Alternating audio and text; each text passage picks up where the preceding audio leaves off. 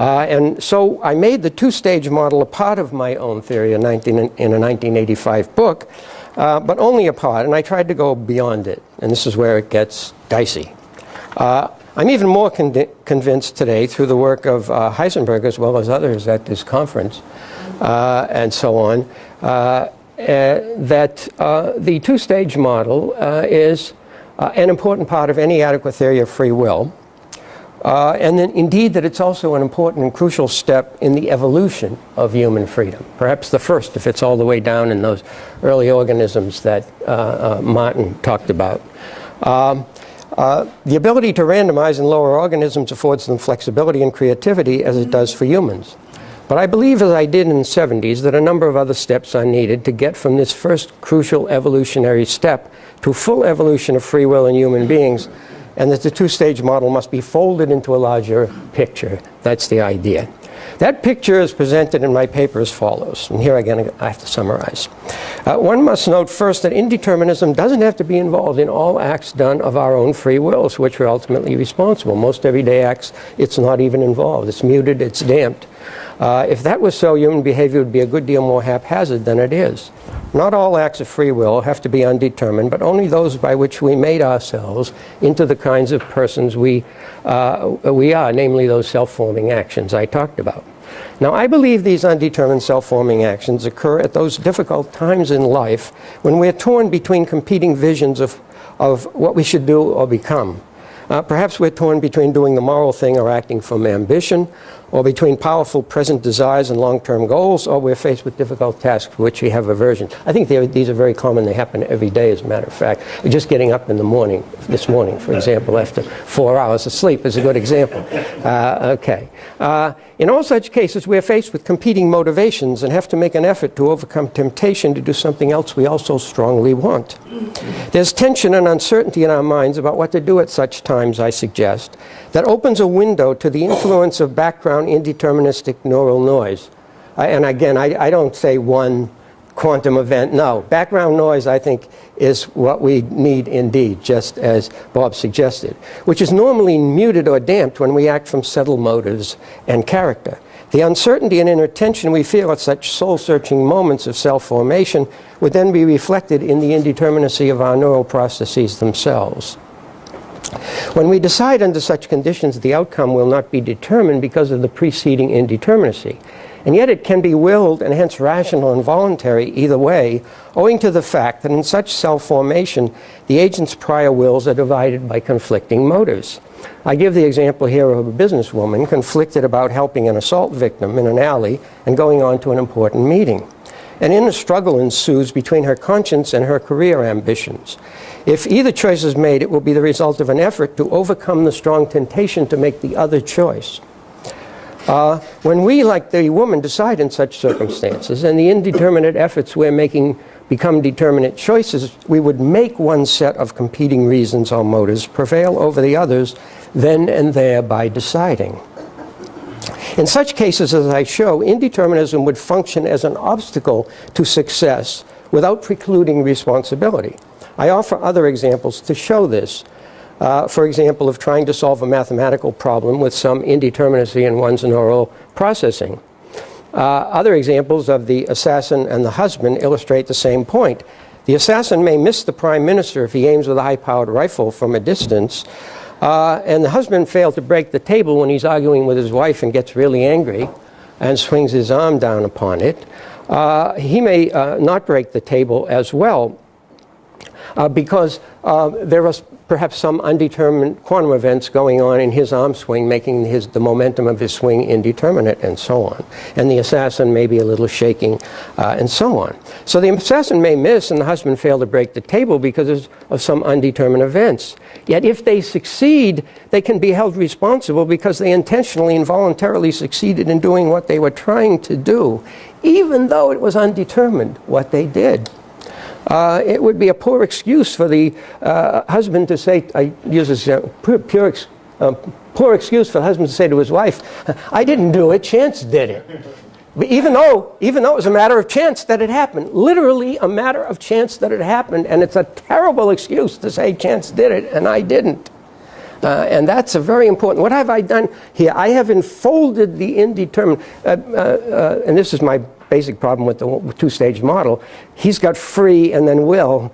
You got to enfold the two of them together into one thing. That's what I'm trying to do, and it took me a long time to figure out how to try to do that. But that's basically the idea. Now where am I here? Okay, so he's poor excuse for his wife, and that's a little personal history actually. Okay, a further step has to be taken for a full account of free will. However, a step that was not available to the ancients and made free will seem to them very mysterious. And that's to appeal, in my view, to parallel processing in the brain. Imagine in cases of inner conflict, characteristic of self-forming actions, like the businesswoman's, that the indeterminism which is providing an obstacle to her overcoming temptation isn't coming from an external source, as in the other examples of the assassin and so on, but it's coming from her own will, since she also deeply desires to do the opposite.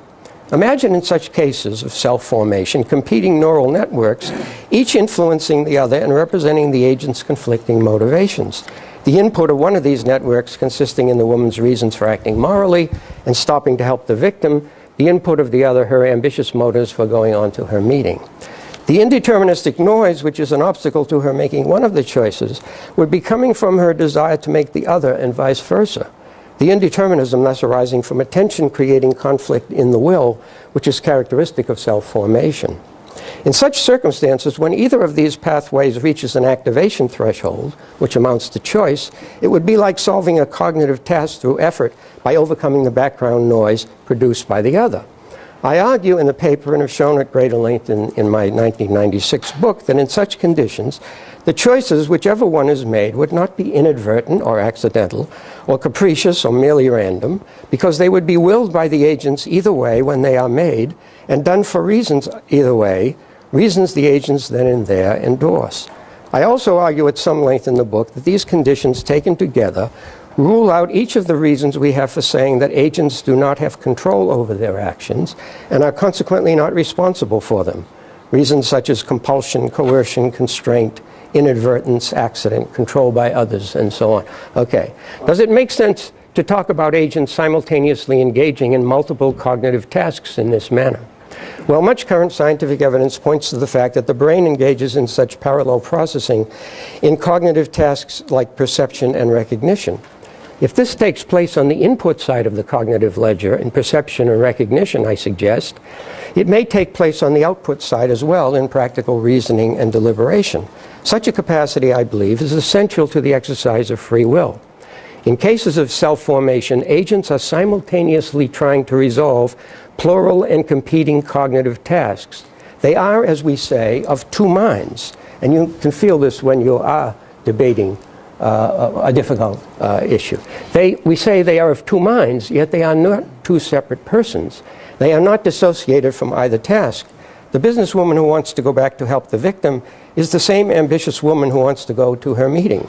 She's torn inside by different visions of who she is and what she wants to be, as we all are from time to time. But this is just the kind of complexity needed for genuine self-formation and free will.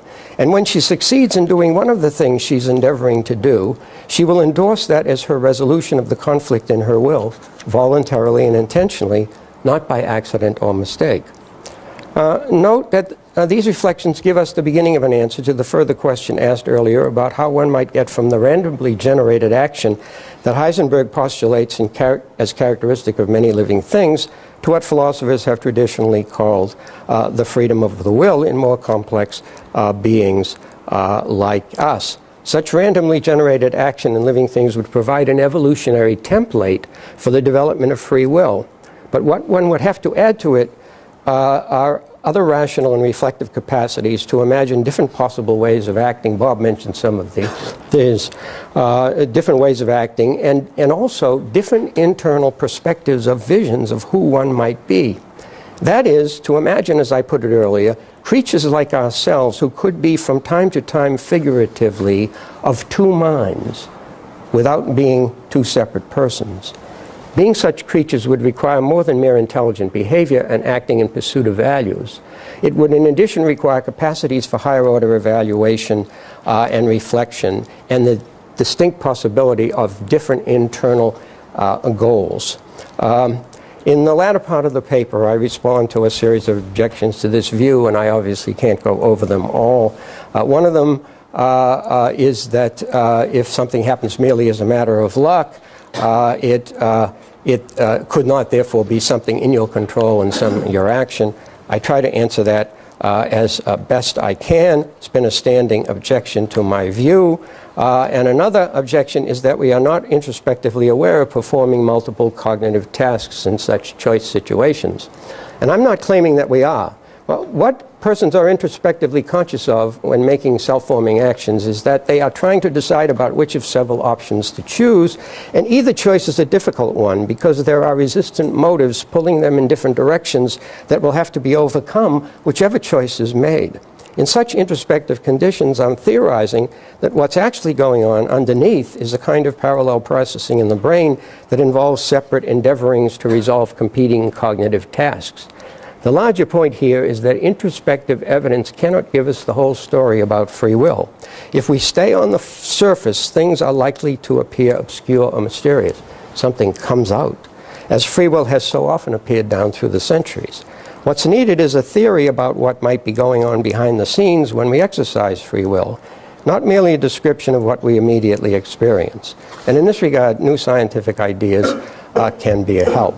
And finally, I relate it all to the medieval idea of Livre-arbítrio Libertário, because another objection here is that choices would not be our doing, but merely a matter of chance.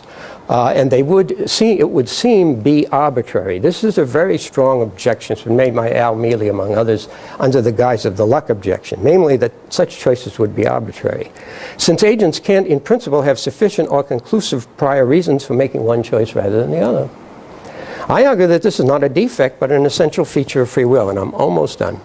The term arbitrary, as I note, comes from the Latin arbitrium, as in Livre-arbítrio voluntatis, free judgment of the will, the medieval designation for free will from Augustine onward. In this connection, I ask one to imagine a writer in the middle of a novel. The novel's heroine faces a crisis, and the writer has not yet developed her character in sufficient detail to say exactly how she will act. The author of the novel makes a judgment about this that's not determined by the heroine's already formed past, which does not give unique direction. In this sense, the judgment, arbitrium, of how she will react is arbitrary, but not entirely so.